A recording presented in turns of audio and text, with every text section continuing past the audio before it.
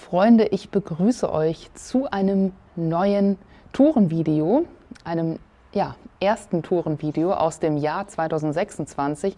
Das wird nämlich heute unsere erste Motorradtour, die wir dieses Jahr machen. Allerdings ist der Anlass auch etwas trauriger, denn wir werden das zum letzten Mal mit diesen beiden Motorrädern machen, die da hinter mir stehen. Einmal die Transalp und die Afrika Twin CRF 1100.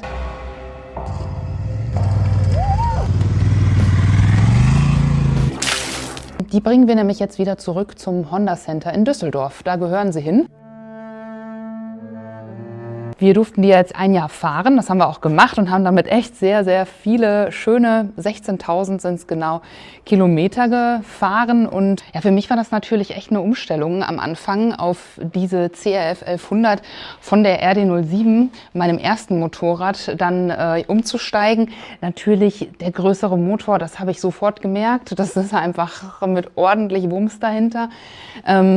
Man ist definitiv zügiger unterwegs und auch auf den Autobahnen habe ich mich echt mehr getraut, auch mal schneller zu fahren. Bei Queenie denke ich dann immer, oh Gottchen, das alte Schätzchen, das muss man dann nicht mehr so treten und quälen. Und bei ihr hier weiß ich, die steht drauf, die ist jung und wild. Ne? Es ist schon irgendwie komisch, diese Motorräder jetzt wieder abzugeben. Ich freue mich natürlich auch auf das, was danach kommt, auf jeden Fall. Das werdet ihr noch sehen. Aber gleichzeitig hat man natürlich mit solchen Motorrädern dann auch einzigartige Momente erlebt. Also wenn ich da an den Balkan denke, wie wir da in diesem Fluss stecken geblieben sind. Und wir haben einfach mit den Motorrädern das tatsächlich geschafft, durch diesen reißenden, tiefen Fluss durchzukommen. Chaka, ich liebe das Abenteuer. Scheiße, das ist die Seite mit dem Auspuff. Scheiße. Und auch in Marokko, da durch die Wüste um die Erg Chebbi, das war einfach einzigartig und das werde ich niemals vergessen. Und deswegen bleiben die auch für immer in meinem Herzen, diese zwei Motorräder. Ja, aber alles geht irgendwann mal zu Ende, ne?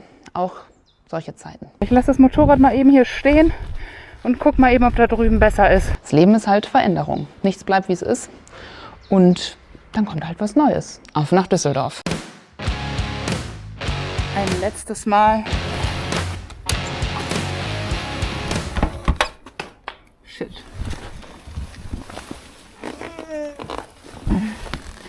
Oh, Höchstleistung.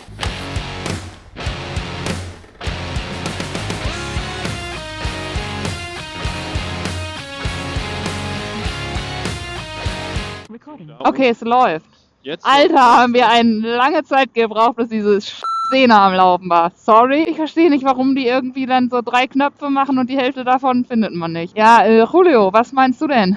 Wie stehst du jetzt dazu, dass du das Motorrad wieder abgibst? 16.000 Kilometer bin ich jetzt in einer Saison ziemlich genau auf diesem Motorrad gefahren, durch sämtliche Lagen, viel Straße, viel Offroad, viele Länder. Ja, das war natürlich ein spannendes Jahr. Und mal schön, das Ganze auch mit so einem Motorrad zu machen. Viele wollten auch ein Video dazu gesondert. Wir sind da ehrlich gesagt nicht zugekommen bisher, weil wir halt einfach sehr viel gereist sind. Und du hast ja auch noch, und ich ja mittlerweile halt auch wieder einen Vollzeitjob außerhalb der ganzen Videofilmerei und Motorradfahrerei. Aber vielleicht kannst du es ja mal kurz runterbrechen. Was sind so deine wichtigsten Eindrücke von der Transalp? Ja, insgesamt würde ich sagen, bekommt man, wenn man jetzt sich in dieser Motorradkategorie befindet und das Gesamtpaket Preis-Leistung sieht, auf jeden Fall ein rundes Fahrzeug. Ich sehe das insgesamt so 70-30 beim Straße zu Offroad, also es ist deutlich mehr ein Straßentourenmotorrad als ein Geländemotorrad, aber wie die Videos ja gezeigt haben, kann man damit auf dem Niveau, was wir da gefahren sind, und das ist, denke ich mal, das, was die meisten, die mit so einem Motorrad, was ja dann doch relativ schwer ist, unterwegs sein werden, lässt sich alles damit fahren. Es hat halt hier und da ein paar Defizite, wenn man es vergleicht mit anderen Fahrzeugen, wie jetzt zum Beispiel der Afrika Twin. Da merkt man schon, dass diverse Komponenten, sei es der Motor und Fahrwerk, dass das schon deutlich hochwertiger ist. Aber bei der Afrika Twin meinst du? Ja, bei der Afrika Twin. Mhm. Aber da sind wir natürlich auch in einer anderen Preiskategorie unterwegs. Ne? Das muss man halt immer mit dazu sehen. Ich hatte das schon häufig, dass die Gabel mir hier durchgeschlagen ist oder ab und zu auch das Federbein. Also mein Körpergewicht von ungefähr 80 Kilo. Das heißt, diejenigen, die schwerer sind, müssen da vielleicht auch über ein Fahrwerksupdate nachdenken, wenn man damit ernsthaft ins Gelände will. Ansonsten so auf der Straße fühlt sich das solide an. Insgesamt ist es ein sehr, sehr zugängliches Fahrzeug, was so auch Honda-typisch so auf den ersten Metern direkt Vertrauen erweckt. Man fühlt sich eigentlich sofort wohl darauf und kommt damit zurecht. Was man wirklich jetzt mal, um den direkten Vergleich zur Afrika Twin zu nehmen, weil wir diese beiden Fahrzeuge hier nun mal haben, richtig positiv hervorheben muss, ist die sehr intuitiv bedienbare Menüführung. Man hat hier wirklich auf ein minimal reduziertes Controller-Einheit mit so einem Joystick, wo man auch sofort alles findet, was man braucht. Das ist einfach sehr gut gelöst, wo ja hingegen bei der Afrika Twin schon sehr viele Leute fluchen über das sehr unstrukturierte Menü. Was im Gelände sehr positiv auffällt, ist der niedrige Schwerpunkt. Hat allerdings auch die negative Kehrseite, dass du halt ein bisschen weniger Bodenfreiheit hast. Also ich bin da schon ein oder andere Mal stecken geblieben und aufgesetzt, was aber jetzt nicht weiter schlimm ist. Heißt aber, man braucht auf jeden Fall, würde ich sowieso empfehlen, diesen Motorschutz hier unten runter, diesen Unterbodenschutz. Der aber seitens Honda tatsächlich ist sehr massiv und gut ausgelegt. Der hat echt alles abgehalten. Und falls ihr euch jetzt gerade fragt, warum man Julien denn beim Fahren im Kommunikationssystem aufgenommen hier so gut hört, kann ich euch mal sagen, das ist nämlich auch neu dieses Jahr. Mein 10C Evo von Sena, das Kommunikationssystem, hat ja seinen Geist aufgegeben auf den letzten Fahrtagen in Marokko. Und dafür ist jetzt an meinem Helm das 50C. Auch wieder mit Kamera. Ich nutze es vor allem, um unsere Gespräche aufzunehmen und wenn ich mal während der Fahrt was sagen möchte. Und das finde ich schon deutlich besser als das 10C Evo, zumal das 50C mit Mesh ist. Ja, Thema Motor, die hat ja etwas über 90 PS und ich finde, gerade jetzt, wenn man so auf der Straße unterwegs ist, jetzt im Vergleich zur Tenere, die ja gut 20 PS weniger hat, merkt man gerade oben raus schon, dass man so ein bisschen mehr Reserve noch hat. Gerade wenn man mal ein bisschen zügiger auf der Autobahn fahren möchte, ist das Ganze so ein bisschen runder und macht natürlich dementsprechend auch ein bisschen mehr Spaß an der Stelle. Aber im Gelände braucht man es nicht. Man kann insgesamt trotzdem sagen, dass dieser Motor sehr linear und sanftmütig anspricht. An sich, das Fahrzeug kommt mit mehreren Fahrmodis. Mein persönlicher Geschmack ist das nicht immer unbedingt, gerade bei so einem Fahrzeug kann einem das schon, gerade Thema Traktionskontrolle im Gelände, eher so ein bisschen negativ in die Karten spielen, zumal wenn man dann die Zündung ausmacht, dann stellt sich das dann wieder ein und dann auf volle Stufe und wenn man dann nicht jedes Mal dran denkt, sorgt das dafür, dass man dann gegebenenfalls sogar in eine Gefahrensituation kommt, weil das Fahrzeug einfach keine Traktion aufbaut an Stellen, wo es die eigentlich bräuchte. Ja, wenn ihr sonst noch Fragen habt zum Thema Transalp, könnt ihr die einfach mal in die Kommentare schreiben. Dann können wir da vielleicht im Laufe der nächsten Videos nochmal was zu sagen. Ja, ich finde auch das Stehen bei der CRF 1100 richtig geil, weil die halt so ein bisschen größer ist, also vom ganzen Maschinenkorpus im Vergleich zu der RD07. Und da ich ja mit 1,75 auch so relativ groß bin oder zumindest mag ich einfach große Motorräder zu fahren, finde ich das halt sehr angenehm bei der CRF. Ja, man kann sagen, was bei der Afrika Twin auf jeden Fall deutlich besser gelungen ist, finde ich, ist so die Ergonomie gerade fürs Offroad-Fahren am Knieschluss am Tank. So, man hat da wirklich diese Aussparung, dass wenn man steht, man da einfach wirklich genügend Platz auch, um sich ein bisschen zu bewegen, drauf hat. Das finde ich, ist hier bei der auf jeden Fall so, bei der Transalp, dass man merkt, dass die wirklich deutlich mehr fürs komfortable Sitzen ausgelegt ist. Aber insgesamt, man hat halt diese Adventure-Bike-Optik. Auch sehr zu empfehlen ist, falls sich die jemand holen will, holt euch unbedingt die Komfortsitzbank. Die ist echt gut für lange Touren. Aber auch müsst ihr aufpassen. Wir haben die leider ein bisschen kaputt gemacht, dadurch, dass die Touratec-Stiefel hinten irgendwie so einen spitzen irgendwas dran haben. Haben wir die leider ein bisschen zerfetzt. Ach, und was ich übrigens ein bisschen doof finde, ist, man hat ja hier diese elektronische Tankanzeige, ne? Und ich habe jetzt einen Balken nur noch da. Habe aber noch eine Reichweite von 150 Kilometern. Mich macht das innerlich immer ganz flatterig, wenn ich sehe, da ist nur noch ein Balken. Und dann habe ich immer diesen sofortigen Reflex, tanken zu wollen. Aber die schafft eigentlich noch 150 Kilometer. Jetzt habe ich mal von Leuten gehört, die gesagt haben, verlass dich nicht drauf, was die Reichweitenangabe im Display ist. Tank lieber rechtzeitig. Könnt ihr mal ein paar Erfahrungen in die Kommentare hauen.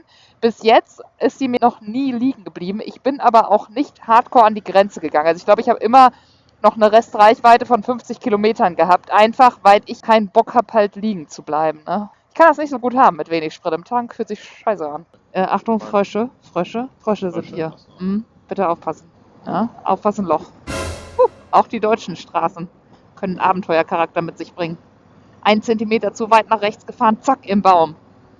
Das muss man sich mal vor Augen führen. Und dann kann man auch hier in Deutschland einige Spannung auf der Straße erzeugen. Okay, es wird Zeit, dass wir mal wieder ein bisschen mehr Motorrad fahren und Videos drehen. Ich bin schon wieder voller Energie, irgendeinen Quatsch zu erzählen hier. Ach ja. So, Schluss jetzt.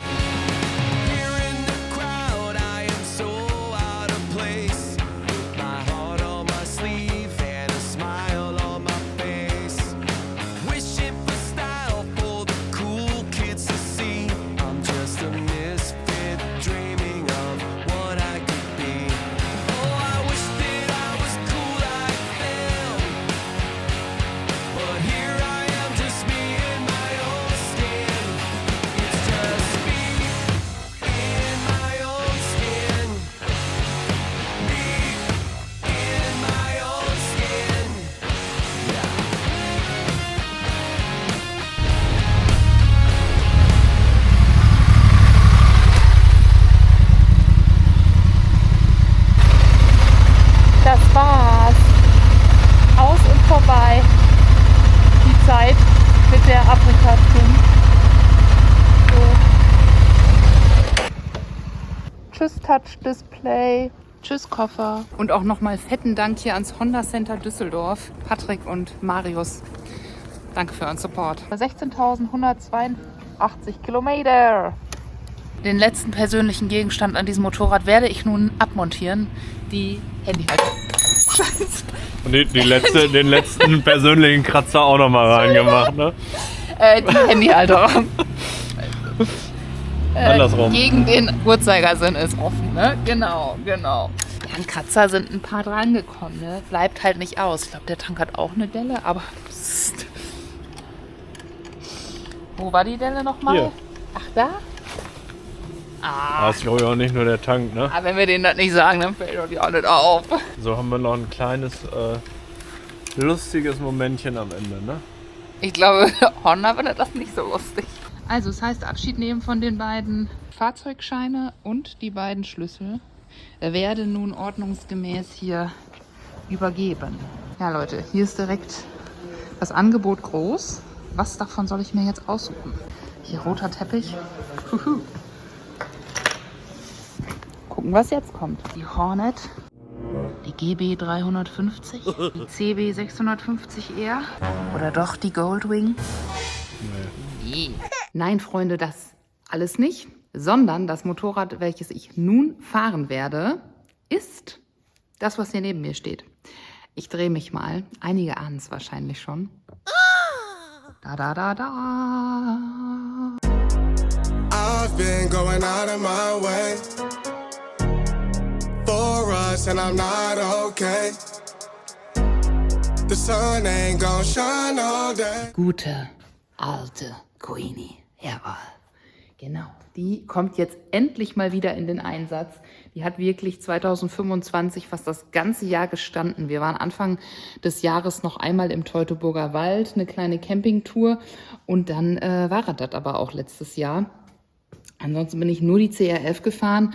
Und jetzt ist es einfach mal wieder Zeit, dass die RD07, die gute alte RD07 mit fast 200.000 Kilometer auf dem Tacho, dass die mal wieder auf die Straße kommt. Aber das geht nicht ganz so einfach, denn vorher, damit die auch noch lange läuft, gibt's einen knackigen Ölwechsel. Ne? Bisschen neues Öl, damit alles wieder schön geschmiert wird und auch da kein Dreck reinkommt. Und das machen wir jetzt. Wir machen hier einen spannenden Ölwechsel, ne? Eine Schraube raus, Öl raus, schwarze Stange direkt fangen, ne? Das ist immer das Erste, woran man denken muss, ne? Damals noch, bevor ich in die Mongolei fahren wollte, da habe ich mir ein schlaues Zettelchen gemacht, wo kurz und knackig draufsteht, wie so ein Ölwechsel geht. Und anhand dessen werde ich das heute einfach mal selber probieren. Ne? Leute, kann ja nicht so schwer sein, ne? Schwarze Stange fangen. Was ist denn da bei dir los, ey? Das sieht irgendwie nicht ganz vollständig aus, das Motorrad. Ja, alles. Auch das Fahrzeug brauchen wir hier mal einen intensiven Service, wo alle Flüssigkeiten und Filter, USW gewechselt werden. Bremsleitung mache ich hier neu. Übersetzung hier mal ein bisschen Offroad-Gängigfähigkeit probieren. Was waren das? 14 auf 48 Zähne. Vorne ein weniger, hinten 2 mehr. Ist natürlich jetzt massiv kürzer dadurch. Ob das angenehm ist, könnte im Straßenbetrieb vielleicht auch ein bisschen nerven. Mal gucken. Aber ich wollte es einfach mal wissen. Ich habe wenig dazu im Netz gefunden und schauen wir mal. Das alles 2026 hier auf dem Kanal. Also, wenn noch nicht geschehen, abonniert und aktiviert damit euren Zugang zu exklusiven Schraubervideos zur Afrika Twin RD07 Tenere. Oh, es langt langsam. Weißt du, gleich geht hier die Sonne unter. Ich habe schon Spinnweben da unten. Oh mein Gott. Okay, jetzt los geht's. Als allererstes müssen wir hier diese Wanne abschrauben. Und das geht mit einem 12er Nüsschen. Fast hier Wunderbärchen. Boah, das Gummi dahinter ist auch schon Fritte wie sonst was, ne? Queenie ist ja auch schon eine Oma, ne? Ey, das muss man echt alles mal sauber machen hier. Oh, shit. Ach, habe ich nur eine Schraube? Ja, auf der anderen Seite sollte eigentlich auch eine sein, scheinbar nicht. Wie, ist die weg oder was? Ja, scheint wohl so. Das ist der Stand des Gummis. Ist irgendwie auch nicht mehr ganz so, was es mal war. Nun gut. Ja, normalerweise wäre hier noch eine Schraube. Aber die ist da nicht. Ist wahrscheinlich irgendwo in Portugal oder Spanien verloren gegangen. Vorne noch die beiden Schrauben raus und dann nicht vergessen hier die Hülsen, so wie es war. Wanne drunter. Bevor wir das Ganze jetzt hier machen, muss hier an sein, damit das ganze Öl ein bisschen warm ist und schön flüssig alles rausläuft. Ja? Da passiert nichts. Hä? Warum denn? Caro, vielleicht ist auch einfach deine Batterie mittlerweile tot. Du kannst es immer ganz gut am Hubton hören, je nachdem wie aggressiv die noch hupt. Und wir haben hier, ich befürchte... Hier, hört man das? Wo sitzt die Hupe? Ah, da kommt nicht mehr so viel raus. Shit. Caro, die Batterie, die ist so tot. Tot, it is dead. Aber das ist nach so vielen Jahren und Standzeit auch mal okay. Ich habe die Batterie reingemacht. 2019 war es, glaube ich. Ja, bei einem Offroad-Training ist sie mir hops gegangen und dann haben wir eine neue gemacht. Bei einem, diesem Reise-Enduro-Festival war das. Da habe ich auch ein Video zu gemacht, da kann man das sehen. Was das Geile jetzt ist, ich finde es ja auch ein bisschen, dann kannst du schon meine haben, ich brauche eine Lithium-Batterie. Okay, du kriegst Lithium-Ionen, ich nehme dann deine. Das müsste eigentlich gehen, die können wir ein bisschen unterfüttern. Was man auf jeden Fall am Anfang mal gut machen kann, ist die Einfüllschraube auf, damit die Luft nachziehen kann, weil sonst verhält sich das Ganze wie so ein Strohhalm, den du oben zuhältst. Dann kann das unten besser abfließen. Klar, klingt logisch, ne? Oh Gott. Das nicht. Ich zeige mal einmal, wie es hier unten drunter aussieht. Kurze Momentaufnahme. Ölig. Hier ist dieser Filter, dieser Ölfilter. Ja, aber die Ölablassschraube? Ja. Die Ölablassschraube, hätte ich mir doch noch mal eins von meinen alten Videos angeguckt und das gewusst. Die Ölablassschraube, die ist... manchmal sieht man den Wald vor lauter Bäumen nicht. Hier, Ne? da ist auch so ein... Caro, du brauchst uns nicht ablenken Dreck mit ist irgendwas da. anderem. Hier. Jo, da ist sie. Komm, ich zeig euch die einmal. Für alle, die genauso blind sind wie ich sonst. Da ist das gute Stück. Es ist keine 12er, eine 14er vielleicht. Ich check das mal. Ja.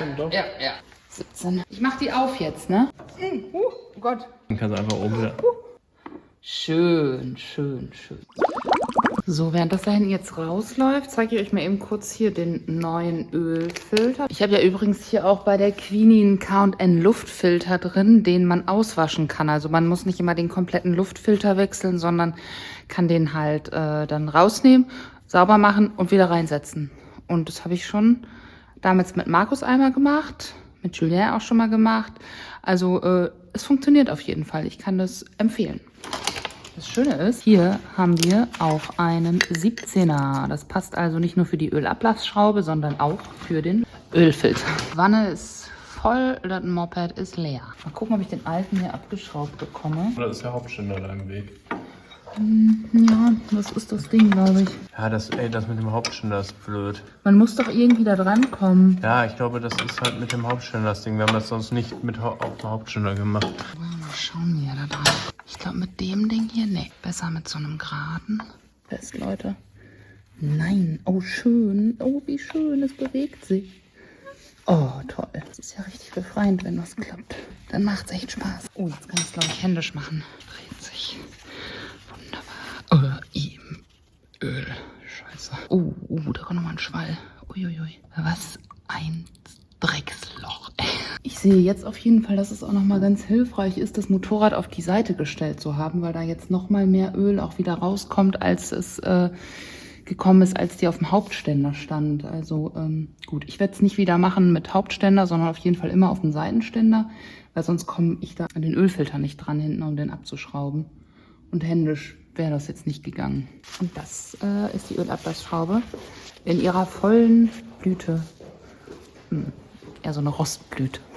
Die Ölablassschraube bekommt jetzt auch noch einen neuen Dichtring. Eine 14er ist das, haben wir gerade festgestellt. So, dann machen wir da jetzt mal einmal richtig schön sauber bei der Ölablassschraube. Neuer Dichtring ist drauf. Jo, da ist er. Ups. Da ist ja noch voll viel Öl. Scheiße. Oh nö, jetzt ist alles versaut. So, als nächstes mache ich mir mal einmal hier schön die Ölablassschraube sauber, dass da kein Sand und Dreck oder sowas zwischen sitzt. Ich sag euch, Schrauben ist sowas, das macht auch nochmal Beziehung zum Motorrad aus. Also man kennt sein Motorrad einfach besser. Ich meine, sonst wüsste ich nicht, dass jetzt hier so ein Riss ist, ne? Ich meine, Queenie ist halt auch echt so jemand, also ein Motorrad meine ich, wo halt schon viel dran ist, ne? Der Rahmen ist geschweißt und es ist halt ein bisschen was. Aber das macht sie halt irgendwie für mich auch aus, dass sie nicht perfekt ist und dass sie trotz allem noch so gut fährt. Braucht halt Öl, aber man kann sich halt drauf einstellen. Also eine Weltreise würde ich damit nicht mehr machen, aber so 3 Wochen, 4 Wochen irgendwo hin mit Öl in Reserve ist echt kein Problem. Also habe ich ja bisher immer so gemacht. Ja, und dann mache ich auch da nochmal sauber, wo gleich die Ölablassschraube wieder reinkommt. So, es tropft noch ein bisschen, aber das mache ich. Ich schraube hier jetzt die Ölablassschraube drauf.